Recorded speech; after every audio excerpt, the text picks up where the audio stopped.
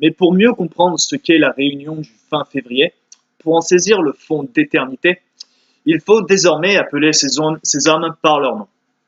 Ce ne sont plus Günther Quanz, Wilhelm van Oppel, Gustav Krupp, August van Flick qui sont là cette fin d'après-midi, le 20 février 1933, dans le palais du président du Reichstag. Ce sont d'autres noms qu'il faut dire. Car Günther Quanz est un cryptonyme. Il dissimule tout autre chose que le gros bonhomme en train de se poisser les moustaches et qui se tient gentiment à sa place autour de la table d'honneur. Derrière lui, juste derrière lui, se trouve une silhouette autrement imposante, ombre tutélaire, aussi froide et impénétrable qu'une statue de pierre.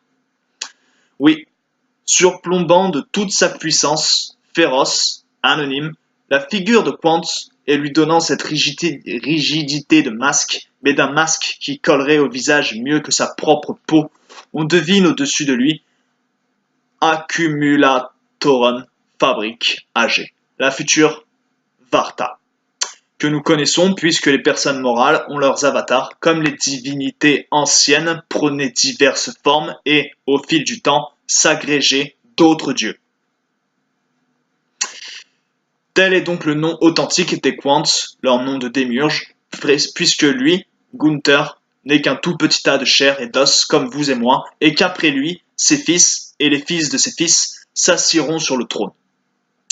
Mais le trône, lui, demeure quand le petit tas de chair et d'os s'aigrit dans la terre.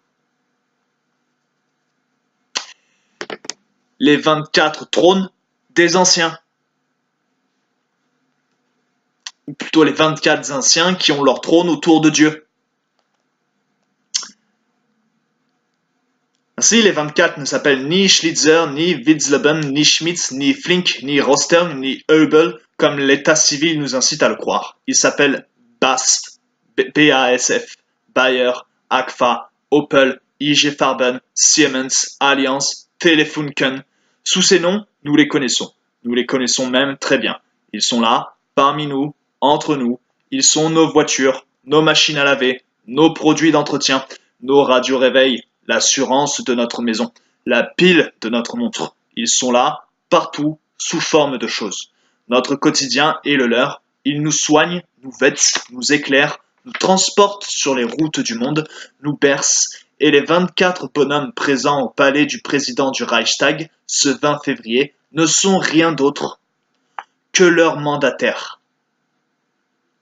Le clergé de la grande industrie, ce sont les prêtres de Ptah. Et ils se tiennent là, impassibles, comme 24 machines à calculer aux portes de l'enfer. Donc voilà, c'est écrit, hein, il n'y a qu'à lire.